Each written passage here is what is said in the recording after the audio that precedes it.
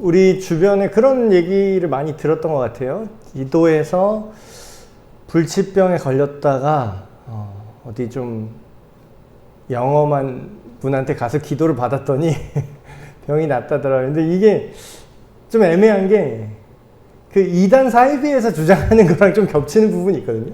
근데 이제 진짜로 올바른 신앙을 가진 분들 중에 기도 응답으로 치유받은 경험도 있고, 그런데 이단 사이비에 가서 사기를 당한 경우도 있고, 근데 심지어는 더 복잡한 건 뭐냐면 이단 사이비 심지어는 다른 막 이상한 신흥 종교 이런데 거기서 병이 나은 경우가 뭐 그게 진짜 뭐 짜고 치는 건지 진짜인지 알 수 없는데 병이 낫다고 하는 케이스예요. 그러니까 이제 이게 점점 더 헷갈려지는 거죠. 근데 이제 오늘은 올바른 기독교 신앙 안에서의 논의로 한정해서 얘기를 할게요. 왜냐하면 어떤 초자연적인 능력으로 기적이 일어났다라는 사건 자체가 기독교 신앙 안에만 있지 않습니다. 바깥에 뭐 이상한 부두술사 뭐 그런 전통에서도 옛날 뭐 무당들이 신병 막 고치고 하잖아요.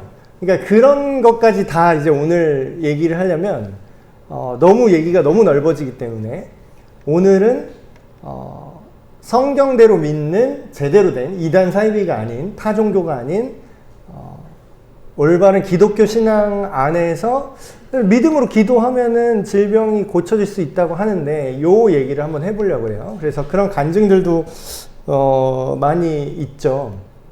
근데 우리가 한번 생각해 봐야 될 게 먼저 이걸 먼저 생각을 하셔야 될 것 같아요. 질병을 우리가 어떻게 생각할 것인가, 질병에 대해서. 이거를 우리가 먼저 이게 뭐 진짜네 가짜네 뭐 이런 걸 얘기하기 전에 이걸 먼저 생각해야 될 게, 하나님이 물론 이제 하나님을 믿는다는 걸 전제하지만 하나님이 모든 것을 하실 수 있죠. 그걸 우리가 이렇게 생각을 해봐야 돼요. 모든 것을 하실 수 있는데 문제는 우리한테 한계를 정해주셨나요? 정말 우리가 하나님처럼 전지전능하게 하셨나요? 그것만 생각하면 답이 이제 좀 나올 것 같아요. 하나님이 전능하신 거랑 내가 그걸 할 수 있는 게 다르죠. 그래서 그거를 우리가 좀 구분해서 생각해야 될 것 같아요. 첫 번째로, 하나님은 시간에 얽매이지 않으시죠. 하나님은 시간과 공간을 초월해서 존재하시고 시간과 공간을 만드신 분이니까. 근데 문제는 뭐죠? 인간은 시간과 공간 속에서 살죠. 그래서 우리가 사는 시대에 영향을 받잖아요.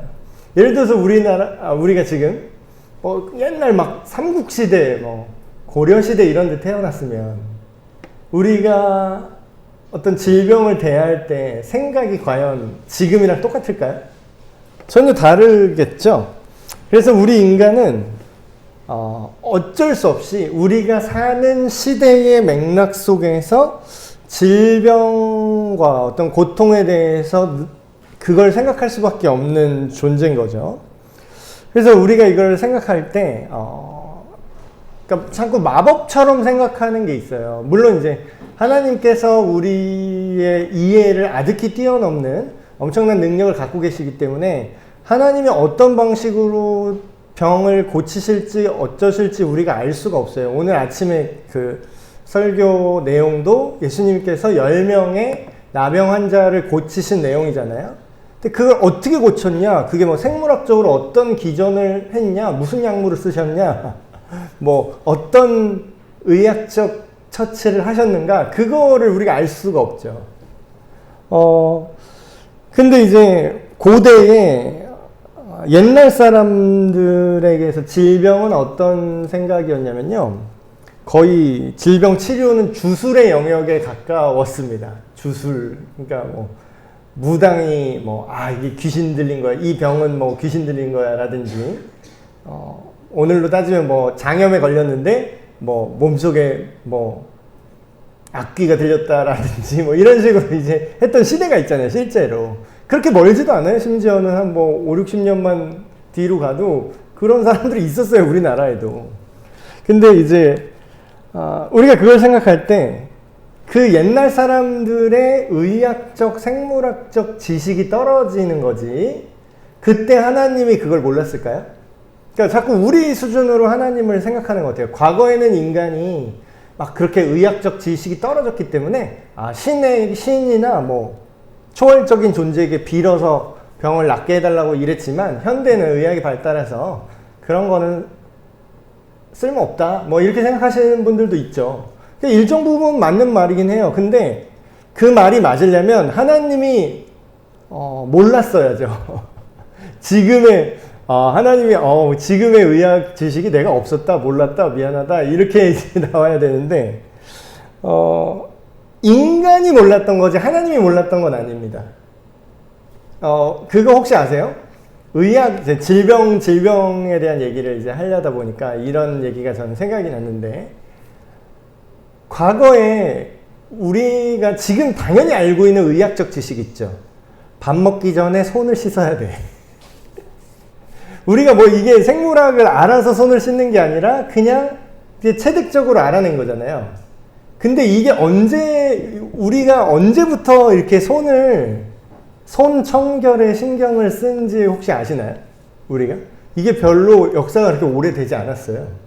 인류 역사상 우리가 손을 씻어야 병이 안 걸린다를 알아챈 게 몇 세기 안 돼요.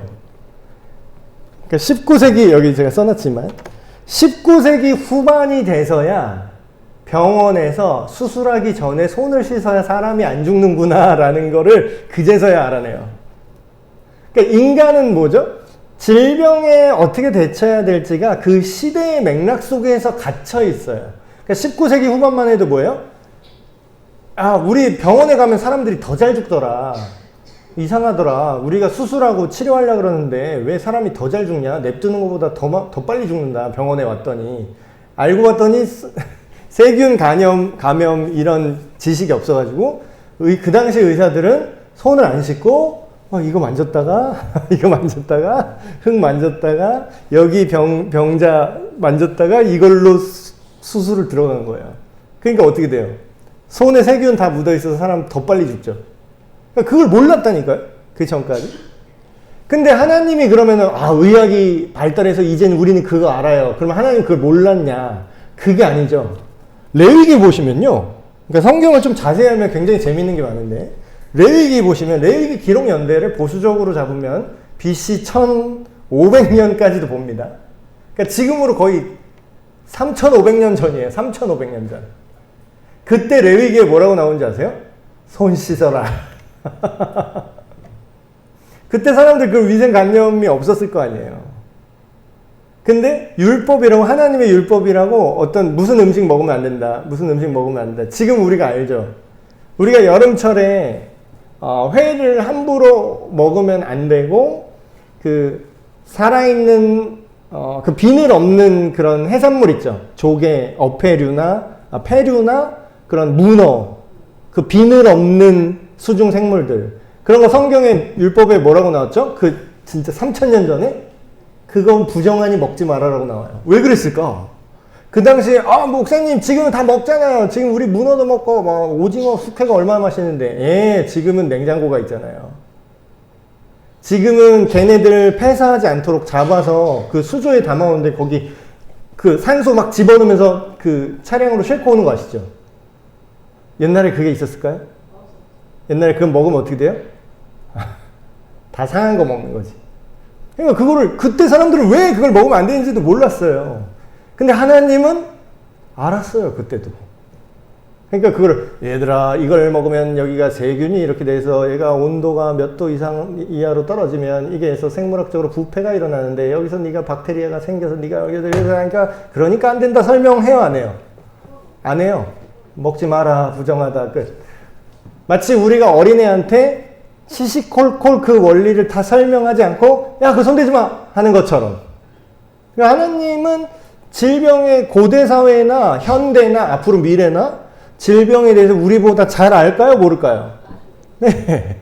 그게 문제예요. 그러니까 하나님을 믿는다는 건 이런 겁니다.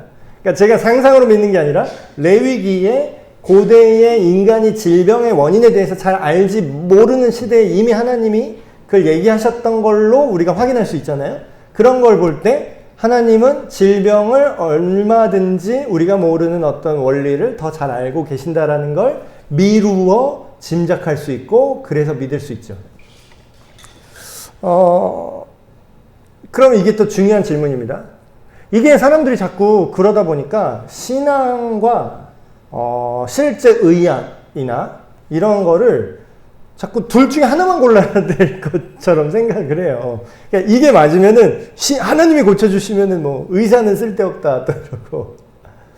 그래서 질병은 그럼 하나님이 고치는 겁니까? 의사가 고치는 겁니까? 이렇게 굉장히 단편적인 질문과 생각을 할 때가 많죠. 그러니까 저는 이렇게 말씀드리고 싶습니다. 하나님을 우리가 믿는다고 하잖아요. 그러니까 좀 잘못된 믿음이 있는데 그게 뭐냐면 하나님을 믿는 믿음을 더 중요하다고 생각한 나머지 하나님이 일반적인 원리도 하나님이 만들었다는 생각을 못해요. 자, 제가 이 프레젠터를 지금 여기서 손을 놓으면은 얘는 어떻게 될까요? 떨어지겠죠? 이렇게 떨어질 거 아니에요. 지금 떨어졌잖아요. 그럼 이거는 누가 만든 겁니까? 이 중력이라고 우리가 알고 있는데. 중력을 우리가 알아낸 거지 우리가 만든 게 아니에요. 중력이 있다는 걸 발견한 거지 우리가 만든 게 아니라고요. 우리가 손 안 씻고 뭐를 막 먹으면은 막 시체 막 손으로 만졌다가 그거를 막 눈, 코 비비면은 우리가 감염돼서 병 걸린다라는 거를 우리가 만들어낸 원리가 아니에요. 그냥 발견한 거지. 그럼 뭐예요? 이 세상의 모든 걸 만드시고 창조하셨다는 건 이 모든 것의 원리를 설계하신 분 입장에서는 다 알고 있는 얘기예요.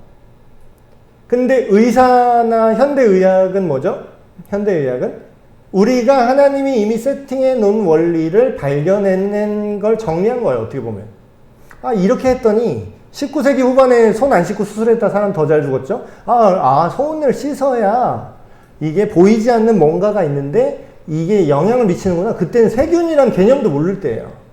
굉장히 주술적으로 생각을 했죠. 눈에 보이지 않는데 뭔가 있어. 근데 씻으니까, 물로 씻으니까 이게 죽는 확률이 갑자기 확 낮아지네? 이걸 이제 발견한 거죠. 질병은 하나님이 고치나 의사가 고치나 이게 아니라요. 이걸 생각해 봐야 돼요. 옛날에 약초 발랐죠. 약초. 그러면 약초가 들었어요. 약초 때문에 병이 났나. 한의학도 어떤 이제 실제로 막 어떤 외상이 있거나 뭐 팔이 절단됐거나 이런 걸 치료할 때 한의학은 별로 도움이 안 되죠. 근데 어떤 내적인 어떤 자연 치유의 속도를 좀 가속화한다거나 뭐 뼈나 그 신경계 힘줄 근육 이런 쪽의 질환은 또 한의학적 원리가 굉장히 잘 효과가 있는 경우가 꽤 많았어요. 그렇다는 거는 고대 사람들이 어떤 약초를 쓴다거나 그런 거를 나름 효과가 있는 것들을 정리해서 이렇게 온 거죠. 그럼 이제 얘기를 해보겠습니다. 그럼 한의학이든 양의학이든 그럼 그거를 믿어야지 하나님을 믿으면 안 되냐 이렇게 말할 수 있는가라는 거예요. 자, 약초로 뭐 약방에 감초라는 말 있죠. 감초라는 이제 한의학 쓸 때 감초는 꼭 들어간다고. 감초는 누가 만들었죠? 그러니까 우리가 굉장히 바보 같아요. 그러니까 굉장히 우리가 똑똑한 척을 해요. 하나님 안 믿는 사람이 더 이성적이고 과학적이고 굉장히 막 똑똑한 척을 하는데 상당히 멍청한 얘기를 은근히 많이 하는 거예요. 어떻게 보면. 그 재료는 누가 만들었냐고요. 양의학도 마찬가지죠. 지금 뭐 FDA 승인 미 의약품협회에서 승인을 받네 마네. 그래서 그 효과가 약효가 뭐가 있고 그 성분이 뭐가 되는데 그 성분은 어디서 추출했죠? 직접 만드셨나? 아니요. 어디서 합성한 거예요. 다 추출한 거예요. 자연에서 추출한 성분들이에요. 그 누가 만들었냐고. 상처가 났어요? 열이 올라요? 약초를 써요? 회복을 돕는 여러 가지 의료적인 행동을 할 수 있어요. 현대의약품도 마찬가지입니다. 네. 좋아요. 그럼 신은 아무런 상관이 없어요. 이래요. 내 병은 의사가 고쳐줬지 신이 고쳐준 게 아니야. 그렇게 100% 말할 수 있을까요? 의사는 누가 만들었지? 의사 아버지 어머니가 나왔죠. 그러니까 의사 아버지 어머니 누가 나왔지?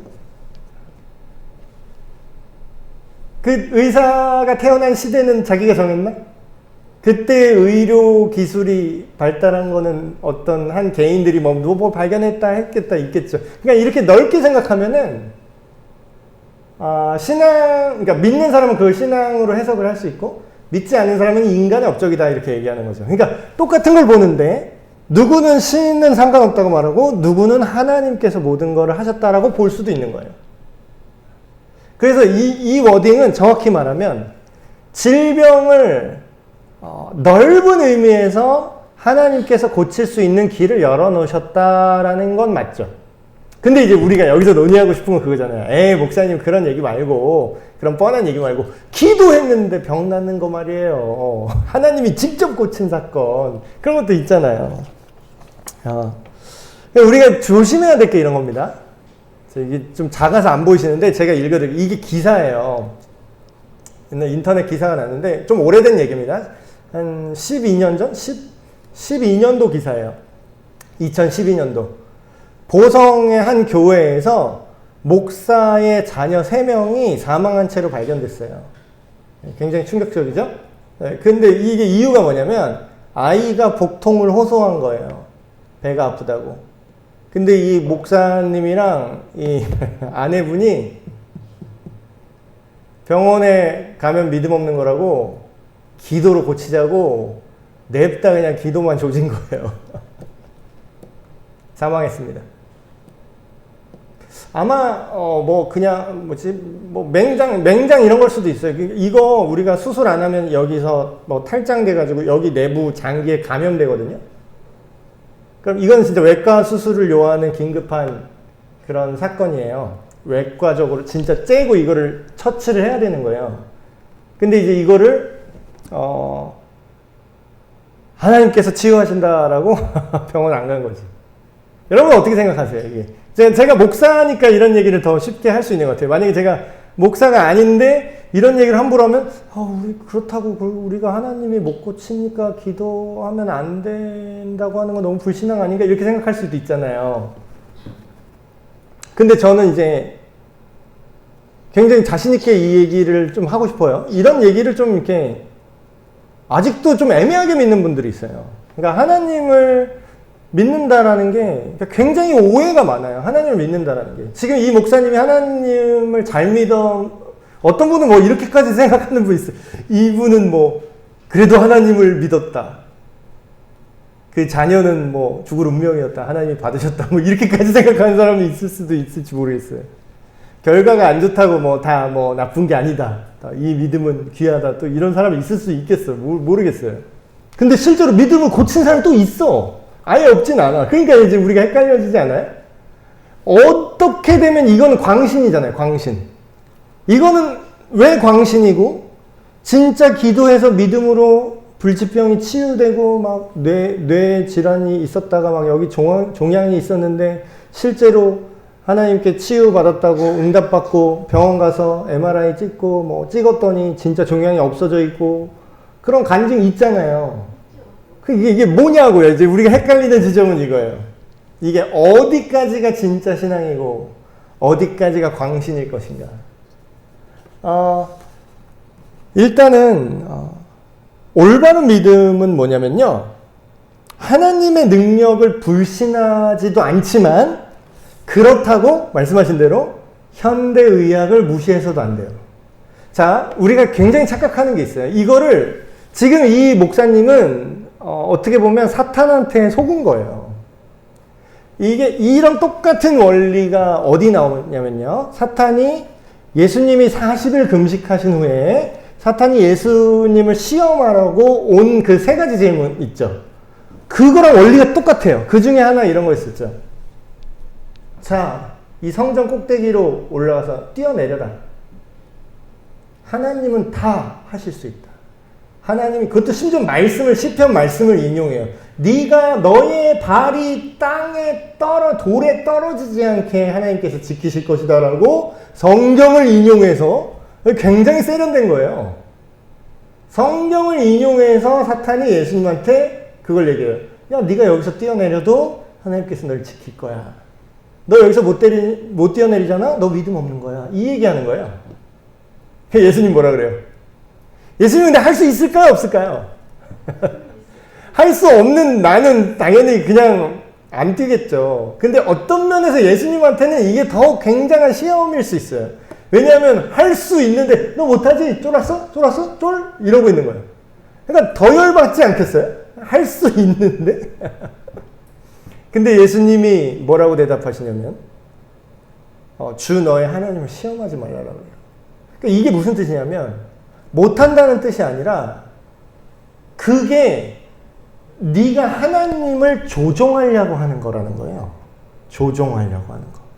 그러니까 인간이 굉장히 악한 게 뭐냐면요. 인간이 처음에 선악과를 먹고 죄를 지었다는 게 무슨 뜻이냐면 하나님이 나를 다스리는 게 원래 기본 세팅인데 그걸 뒤집어서 내가 하나님도 조종하고 싶어요. 이게 선악과를 먹은 사건의 본질입니다. 그러니까 죄의 본질은 그거예요. 내가 내 인생 내가 알아서 조종할게요. 플러스 거기에서 나아가면 뭐예요? 하나님이 모든 걸 다스리셔야 되는데 내가 하나님도 내가 다스릴 거예요 라는 뜻이에요. 그러니까 하나님도 내가 조종하고 싶어요 이거예요.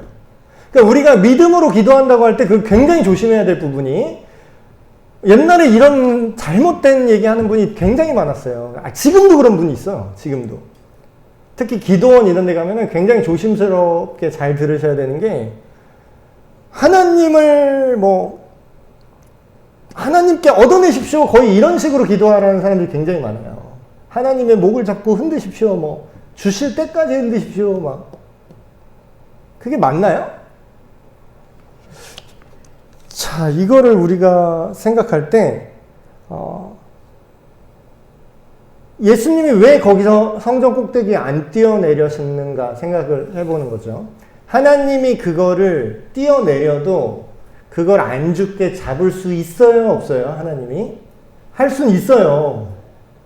근데 그걸 믿는답시고 내가 굳이 일부러 뛰어내린다는 건 지금 어떤 의미냐면 하나님을 내가 조종하려는 거예요. 내가 지금 만용을 부려도 하나님은 나를 살려줘야 돼. 그렇게 따지면 이런 구절 또 성경에 뭐죠? 믿는 자에게는 이런 표적이 일어나는 이단들이 굉장히 잘 인용하는 구절이에요.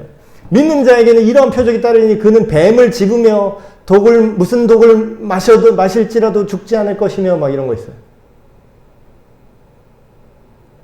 그럼 뱀 한번 맨손으로 잡아볼래요? 내가 믿나 한번 테스트 해본답시고 뱀 한번 지금 킹코브라 한번 손 이렇게 내밀어 볼까요? 독 한번 일부러 청산가리 이제 한번 마셔요? 자, 내가 예수님 믿는지 안 믿는지, 자, 말씀에 이렇게 써 있으니까 믿는 자에게는 이런 표적이 나온다고 하니까 너 한번 청산가리 마셔서 살아있으면 네가 예수님 믿는 줄 알게. 이거 기독교 핍박하던 시대나 하던 짓이에요, 이게. 그 청산가리, 제가 신목사가 청산가리 지금 입에 털어놓으면은 제가 죽으면 제가 믿음이 없는 겁니까? 그런 뜻이 아니에요, 그 말씀은. 그런 뜻이 아니라고, 그 말씀은.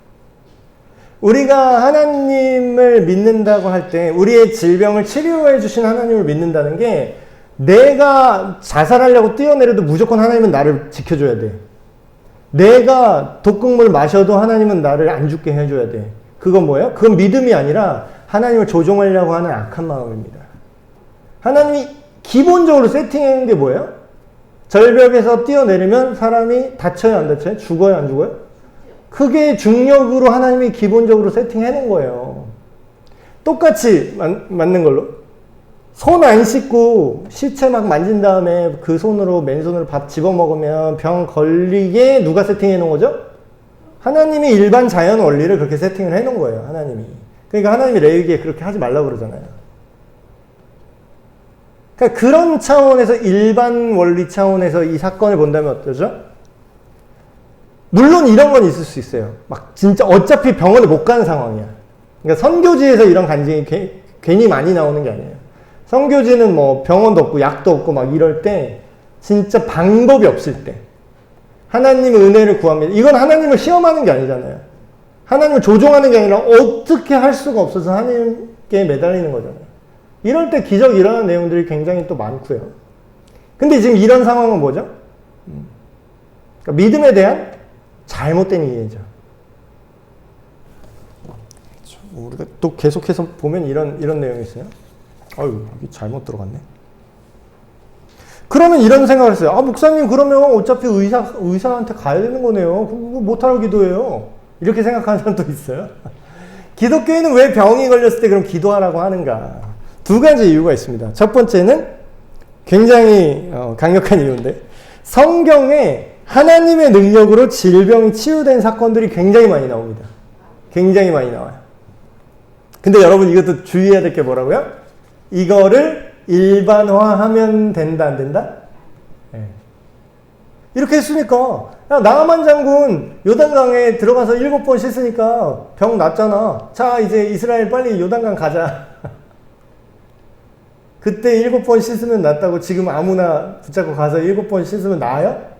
나아요? 이거 되게 바보 같은 거. 옛날에 막 땅 밟기기도 한다고 막 이런 사람도 있었어요. 땅 밟기기도. 그럼 왜 하냐? 그러더니 여리고성을 돌 때 7번 돌고 7번 돌고 외쳤을 때 여리고성이 무너졌다는 거야. 그래서 자기들도 뭐 되게 여기를 이 건물을 뭐 예를 들어 강남에 어떤 빌딩에 가요. 그 다음에 이 건물을 우리에게 주시소서 막 그러면서 성경 구절을 막 인용해. 이 산지를 내게 주소서 막 하면서 거기에 땅 밟기기도 한다고 그 강남 빌딩을 7바퀴 돌면서 기도하는 거예요. 그러면 갑자기 하나님 복 주셔서 뭐 그 건물주가 마음이 바뀌어서 갑자기 그냥 무료로 양도하겠습니다. 이렇게 될까요? 그러니까 이거 굉장히 이단적인 생각이에요. 이거 굉장히 사이비적인 생각이에요. 성경에 나온 말을 아무 맥락 없이 아무 때나 지멋대로 적용하는 거를 이단이고 사이비라고 하는 겁니다. 그걸 근데 이제 한때 굉장히 유행했었어요. 땅 밟기기도 그래가지고. 그때에 하나님께서 명령하신 상황 특수성이 있는데 그걸 앞뒤 다 자르고 아무 때나 그걸 흉내낸다? 그럼 그걸 우리는 믿음이라고 안 그러고 주술이라고 합니다. 주술. 그건 하나님이 그렇게 시킨 적이 없어요. 우리가 그냥 하는 거지. 그래서 성경에 막 이런 어떤 치유에 대한 메시지가 있는데 그거를 아무렇게나 함부로 적용하면 될까요? 안 될까요? 굉장히 위험할 수 있습니다. 두 번째, 성경에 이렇게 치유된 치유 사건이 있고, 두 번째, 대놓고 질병을 위해서 기도하라고 가르침이 나오는 구절이 있어요. 대표적인 구절, 야고보서죠. 제가 여기 써놨는데, 너희 중에 병든 자가 있느냐? 저는 교회의 장로들을 청할 것이요. 이 당시의 장로들은 이제 지금으로 말하면 교회의 지도자들입니다. 교회의 지도자. 그 사람들을 청할 것이요. 그들은 주의 이름으로 기름을 바르며. 그러니까 지금의 장로님이라기보다는 베드로가 자기를 뭐라 그러면 나도 장로다 이렇게 얘기해요. 그러니까 거의 사도급들을 장로라고 불렀어요. 주의 이름으로 기름을 바르며 그를 위하여 기도할지니라. 믿음의 기도는, 이 구절 굉장히 많이 쓰죠. 믿음의 기도는 병든 자를 구원하리니 주께서 그를 일으키시리라. 혹시 죄를 범하였을지라도 사함을 받으리라. 그러므로 너희 죄를 서로 고백하며 병 낫기를 위하여 서로 기도하라. 의인의 간구는 역사하는 힘이 큼이니라. 이렇게 얘기하는데, 치유에 대한 구절로 많이 이제 얘기하는 구절인데, 이것도 우리가 좀 잘 이해해야 될 구절 중에 하나입니다. 이 구절 놓고 아마 이제 자식 이제 보내신 아까 기사에 나왔던 그 목사님은 아무래도 이 구절을 너무 순진하게 생각을 하셨던 것 같아요. 자, 이렇게 기도를 하라고 한 게 모든 일을 다 고칠 수 있다는 뜻입니까? 그러니까 이거는 성경을 띄엄띄엄 본 거예요. 성경을 좀만 전체적으로 봤어도 그런 생각을 안 해요. 성경에 치유된 케이스도 나오지만 하나님께서 목적이 있어서 일부러 병을 냅두시는 구절도 나옵니다. 그래서 어떤 때는 병이 낫고 어떤 때는 병이 안 나요. 근데 여기서 말하는 그 믿음의 기도, 의인의 기도는 병든 자를 구원할 것이다 라는 말할 때 이 구원은요, 병이 낫는 거를 우리가 그냥 1차적으로 생각하잖아요. 근데 그게 아니라 여기 뭐라고 써 있어요? 죄를 용서받는 얘기를 갑자기 해요. 병 낫는 얘기하다 갑자기 죄를 용서받을 거다 이런 얘기를 해요. 그럼 여기서 말하는 구원은 정말 병만 낫는 게 아니라 죄로 인해서 하나님과의 관계와 어떤 자범죄로 인해서 벌어진 그런 질병들. 예를 들면은 병이랑 죄가 직접적으로 연결되는 경우가 있어요. 모든 이제 병 걸리면 무조건 너 죄 졌구나. 뭐 목사님이 갑자기 병이 걸린 거 보니까 무슨 죄를 지었구만 이게 아니라 근데 죄 중에는 실제로 질병이랑 바로 연결되는 죄가 있어요. 예를 들면 마약 같은 거. 마약 누가 봐도 명백한 범죄죠? 했어요? 예를 들어서 마약을 했어요? 그러면 그 자체로 죄지만 그걸 하면 어때요? 자기가 병에 걸려요. 그리고 막 그 동성애 같은 것도 그 자체로 본인은 죄가 아니라고 주장하지만 사람들은 근데 그 하나님 볼 때 죄잖아요. 그게 윤리 도덕적으로 죄인데 실제로 생물학적으로 질병을 야기해요. 이거 뭐 이게 명예훼손이 아니라 사실이에요. 통계예요, 통계. 이거 병원 통계에 그냥 나와요. 남성 남성 게이들 있잖아요. 남성끼리 성관계, 학문으로 성관계 하는 사람들 나이 한 40 되면은 다 기저귀 차고 다녀요. 변실금 환자가 돼요, 그냥. 이거는 어쩔 수 없어요. 그게 통계예요. 그럼 뭐예요? 이런 케이스들은 뭐예요? 죄를 짓는 게 질병이랑 연결이 된다니까요. 그래서 여기서 말하는 이 기도하라, 기름을 바르고 장로들을 청하여 기름을 바르고 기도하게 하라는 건 정말 의료적인 행위만 하는 걸까요? 아니면 이 사람의 도덕적인 하나님 앞에 죄를 복구시켜라 라는 뜻도 있을까요? 이 후자인 거예요. 그래서 어떤 이제 성경 해석자는 이 기름이 무슨 그 당시에 무슨 약초 같은 거다, 약기름이다. 그래서 뭐 의학설을 또 제기하는 학자도 있는데 사실 의학적 치료라기보다는 그런 윤리적인 그 하나님과의 관계적인 차원에서 이 사람이 죄로부터 용서받고 하나님과의 관계를 회복해서 결과적으로 질병도 회복되는 그런 관점으로 이 본문을 이해하시면 그게 더 정확할 거라고 생각을 합니다. 자, 그러면 이제 이런 거예요. 또 우리의 질문 중에 하나. 기독교 안에서 이제 이런 질문을 할 때 이제 드는 고민이 이런 얘기 많이 들어봤을 거예요. 어디 막 기도원 같은 데 가면은 이제 사연 많은 분들 오시잖아요. 막 병 걸린 분들, 뭐 사업 망한 분들 다 기도원 가면 다 그런 분들이거든요. 절박한 분들, 뭐 사기당한 분들, 뭐 시한부인 분들 그런 분들 기도원에 기도하러 굉장히 많이 오세요. 근데 이제 그런 분들이 오면은 거기 이제 기도원에서 설교하신 분들이 이제 많이 하는 레퍼토리가 이런 거예요. 그러니까 믿음으로 기도하라는 거예요. 믿음으로. 근데 이제 그분도 이거를 좀 잘못 생각하고 있는 게 믿음으로 기도하면은 네가 원하는 결과가 나타날 것이다 라고 이렇게 얘기하는 게 과연 성경적으로 맞는 얘기일까요? 그러니까 이런 얘기를 하면은 기존에는 굉장히 너 왜 이렇게 목사가 이렇게 불신앙을 조장하냐, 믿습니다. 믿을 줄 치유해 주실 줄로 믿고 내가 기도한다는데 네가 왜 초를 치냐, 막 이런 생각을 하시는 분들이 있을 거예요. 근데 잘 우리가 생각을 해보세요. 우리가 하나님을 믿는다라는 거는 이게 어디에 강조점을 주느냐에 따라서 정반대의 결과가 생깁니다. 자, 예를 들어 볼게요. 지금 하나님께서 우리를 모든 질병에서부터 치유해 주실 것을 내가 믿습니다 할 때 이 문장에서 어디가 제일 중요할까요? 이 문장에서 하나님을 내가 믿습니다. 근데 우리는 어디다가 이제 힘을 주냐면 내가 믿어야 된대. 내가 잘 믿으면 낫고 안 낫잖아요. 그럼 내가 잘 못 믿어서 안 난 거래. 그러니까 이게 되게 웃긴 거예요. 자, 생각해 보세요.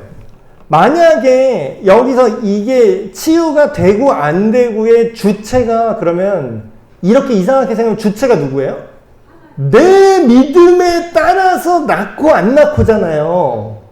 자, 이게 아다르고 어다른 건데, 내가 똑바로 믿으면 낳고, 내가 똑바로 안 믿으면 안 낳다라고 이렇게 생각을 하는 거는 지금 이 치유의 여부가 누구한테 달린 거예요?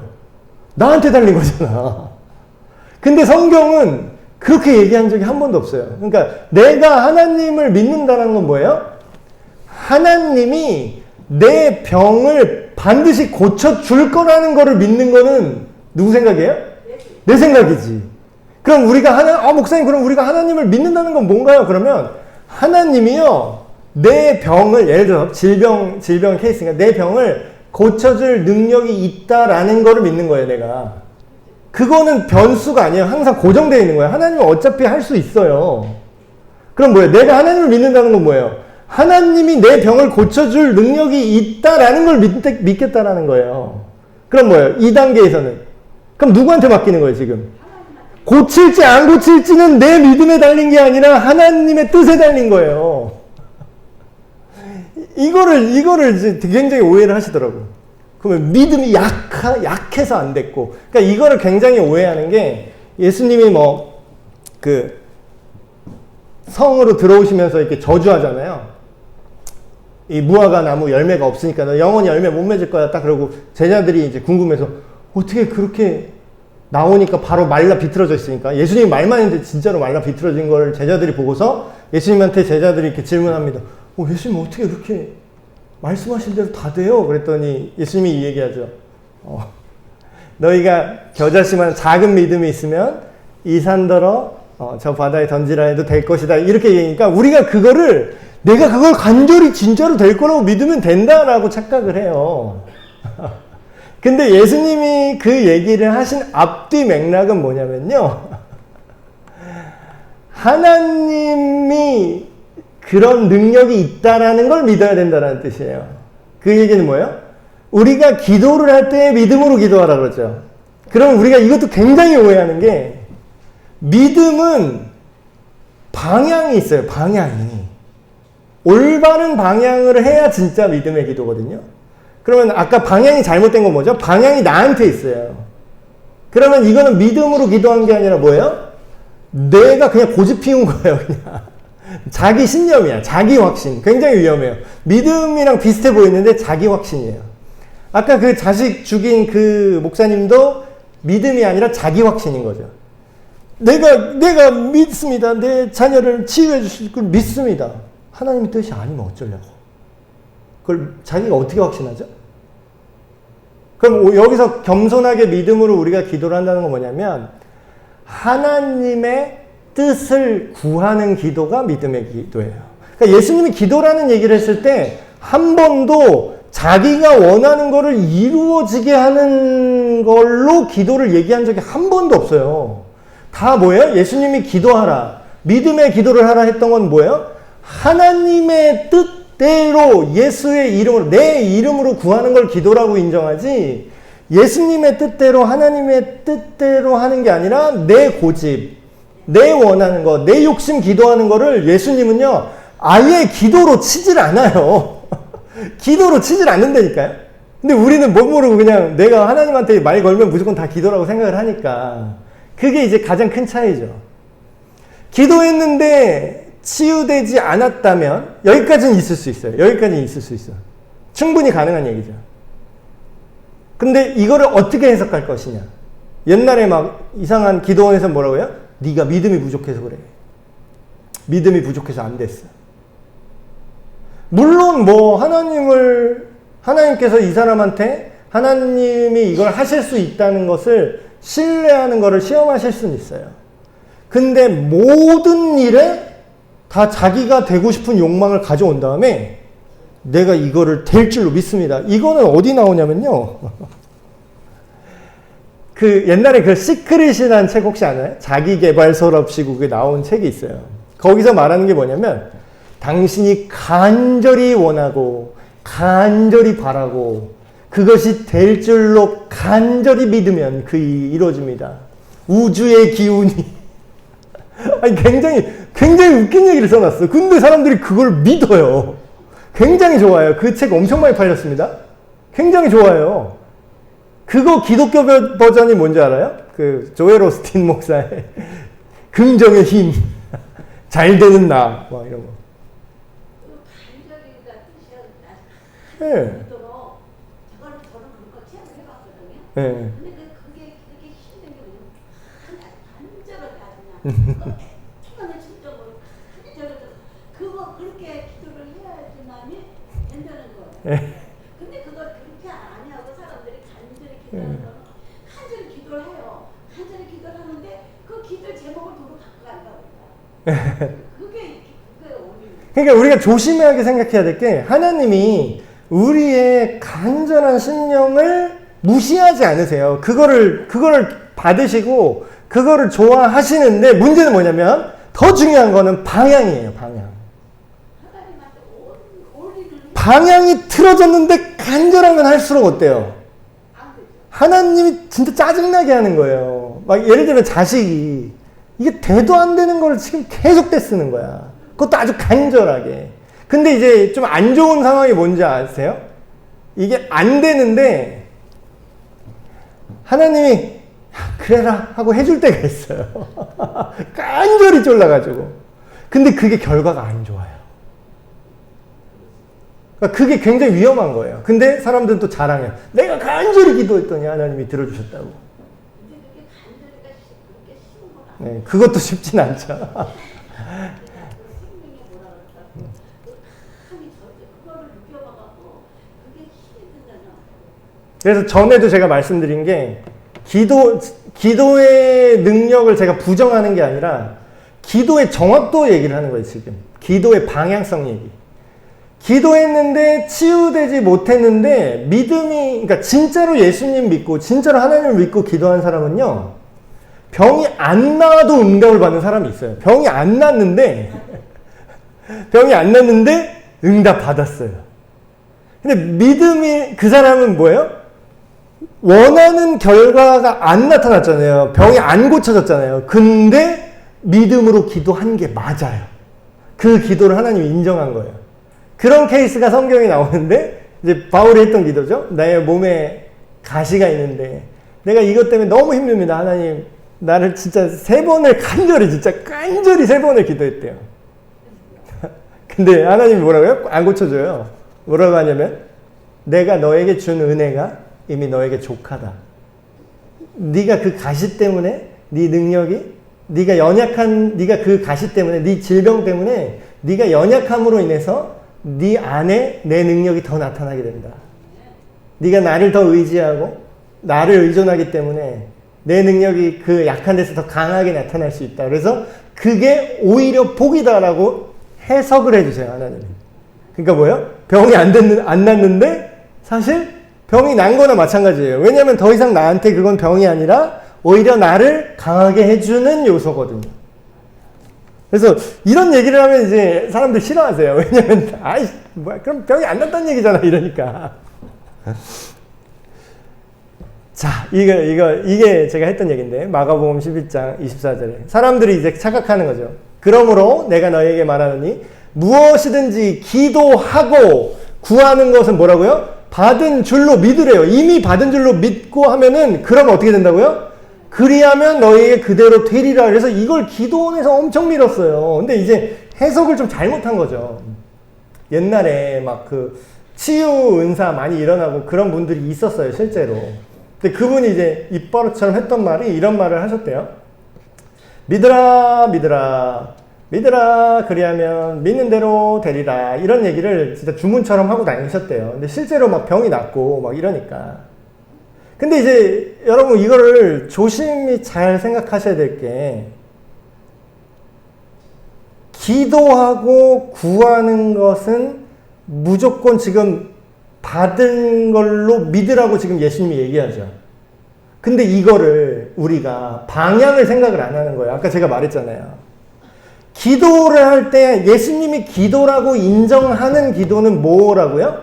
욕심으로 그냥 하는 거는 그냥 기도로 인정을 안 해요, 예수님이. 예수님이 기도를 인정하는 게 뭔지는 예수님이 가르쳐준 기도 안에 그 원리가 다 담겨 있습니다. 예수님이 기도는 이렇게 하는 거란다. 이게 기도야. 이런 거 아니면 기도 아니야. 라고 알려준 게 뭐죠? 너희는 이렇게 기도하라. 하늘에 계신 우리 아버지여. 당신의 이름이 거룩히 여김을 받으시며 하나님의 뜻이 우선이에요. 하나님의 영광이 우선이라고요. 그리고 뜻이 하늘에서 이루어진 것 같이 이 땅에서 이루어지게 해주십시오.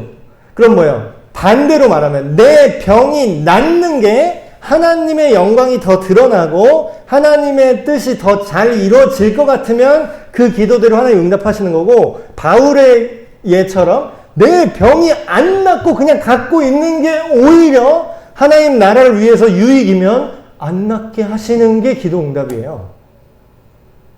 그래서 그대로 된다라는 건 뭐예요? 우리가 원하는 게 그대로 된다는 뜻이 아니에요.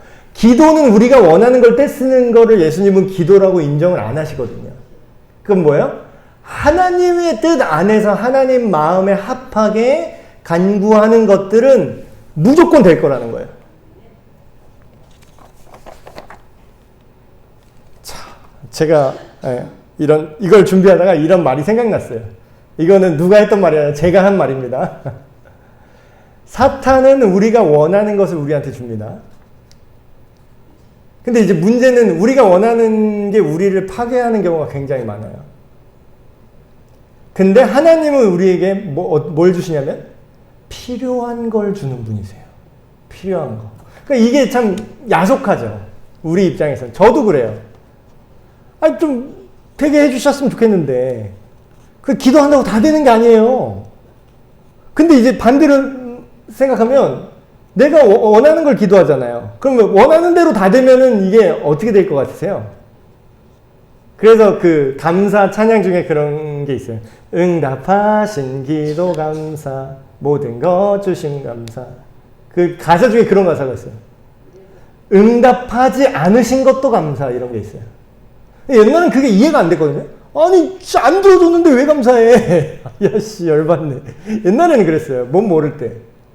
근데 이제 신앙생활 하다 보니까 그 말이 무슨 뜻인지 알겠는 게, 내가 그때 잘 모르고 이렇게 해달라고 막 기도를 했어요. 근데 나중에 지나고 보니까 그게 만약에 됐잖아요? 더 안 좋아졌어요. 그러니까 하나님 그걸 아시는 거예요. 예를 들어서 제가 뭐 고등학교 때 막 수능 볼 때 막 아빠가 하도 이제 막 사람을 갈구니까 뭐 서울대, 연대, 고대 안 가면 대학으로 안 치는 분이니까. 그래서 막 입시 스트레스 받고 막 제가 기도를 했어요. 아, 수능 잘 보겠어요. 좋은 대학 가게 해주세요. 막 기도했어요. 응답이 안 됐죠.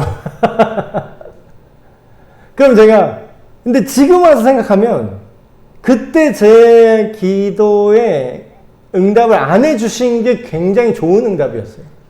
만약에 그때 제가 그런 명문대, 뭐 법대를 만약에 들어갔잖아요. 합격해서.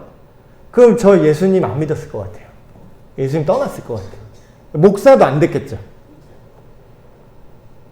근데 지나고 보니까 하나님께서 이런 거예요. 우리가 원하는 것들은 다 좋아 보여요. 문제는 다 좋아 보인다는 거예요. 아픈 사람 낫고 싶고, 막 돈 없는 사람 돈 있고 싶지. 뭐 직장 좋은 데 가고 싶지.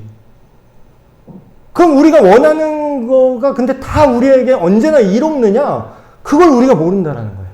근데 사탄은 하나님이 아닌 하나님 자리를 대체할 수 있는 우상으로서 그런 것들을 우리한테 줘요, 오히려. 근데 그거는 받을수록 위험한 거죠. 근데 하나님은 우리한테 때로는 내가 원하는 걸 안 주시고 뭘 주셔요? 하나님이 우리한테 진짜로 필요한 걸 주세요. 근데 우리는 때때로 그게 마음에 안 들죠. 왜? 애들한테 맛있는 사탕 주면 좋아하는데 치약 발라서 칫솔 딱 건네주면 좋아해요, 싫어해요? 아이! 이러지. 근데 뭐예요? 우리한테 필요한 건 뭐예요? 치약 발려져 있는 칫솔이 우리한테 필요한 겁니다. 그래서 정리를 하면 성경에 나온 모든 행동들을 우리가 섣불리 일반화해서 우리가 원하는 거를 그 구절을 통해서 어떻게 정당화하려는 그런 거 굉장히 위험한 생각이고요. 이단 사이비들이 굉장히 많이 하는 행동이죠. 그래서 마지막으로 정리를 하면 하나님이 원하시는 진정한 치유가 있습니다. 그래서 아까도 말씀드렸지만 믿음으로 기도하면 병든 자를 구원할 것이다 라는 건 뭐예요? 아까 제가 설교 시간에 얘기했죠. 나병 환자 10명이 예수님한테 왔어. 병이 다 났어요, 실제로. 근데 병이 났는데 그게 구원이랑 상관없다라는 걸 가르쳐 주시잖아요, 예수님이. 10명이 똑같이 병에서 났는데 한 명만 구원받는다고. 한 명만 예수님께 오고, 한 명만 예수님께 예배하고, 한 명만 예수님과 관계 맺고 살아가려고 한다는 거예요. 나머지 9명은 뭐예요? 기도해서 병 났어요? 근데 그게 믿음이 아닐 수 있다는 거죠. 그래서 하나님이 원하시는 진정한 치유는 뭐냐면 단순히 우리의 육체에 병이 낫고 안 낫고를 뛰어넘어서 넓은 의미로는, 물론 좁은 의미로는 우리의 질병도 치유하실 수 있습니다. 그래서 우리가 조심해야 될 게 질병을 치유해 주십사. 우리가 현대의학으로 해결이 안 되는 것들 너무나 많잖아요. 우리 의사도 이제 하는 데까지 하고 이거는 의학의 이제 한계고 여기서부터는 인간의 자연 치유에 맡깁니다. 조물주한테 맡깁니다. 이런 얘기를 해요, 실제로. 안 믿는 의사분들도. 이게 인간의 몸을 만든 조물주가 우리는 이제 꼬매놓고 그냥 맞춰놓는 거지, 이 사람이 제대로 치유가 되고 피부가 덮이고 이게 혈관이 제대로 회복이 되고 이런 거는 조물주가 할 수밖에 없다. 자기들도 인정해요. 그러니까 우리가 기도하면서 하나님께서 해결해 주신다는 걸 믿지만 그럼에도 넓은 의미로는 뭔가 하면 우리의 몸과 마음, 영혼이 하나님 안에 머무는 거, 그거를 진정한 치유라고 하나님은 보시는 겁니다. 그래서 구원은 질병만 낫는 게 아니라 하나님과의 관계가 회복되는 거다.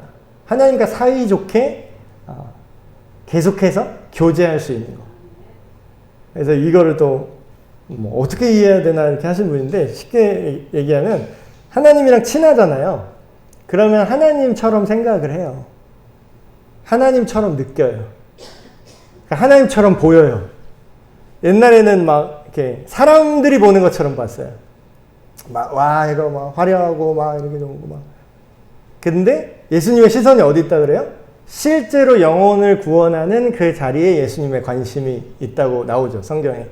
그러다 보면 나중에 어떻게 돼요?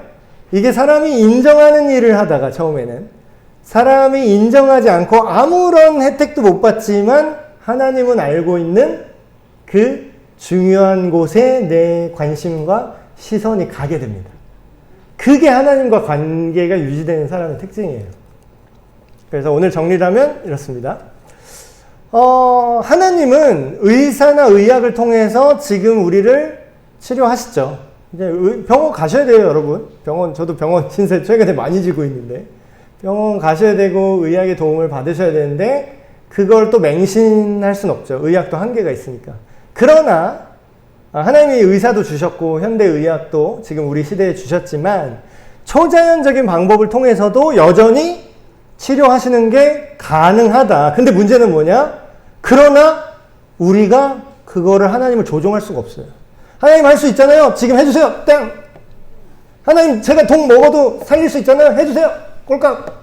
하나님 제가 옥상에서 뛰어내려도 안 죽게 할 수 있잖아요. 뛰어내릴게요. 이건 안 된다라는 거예요.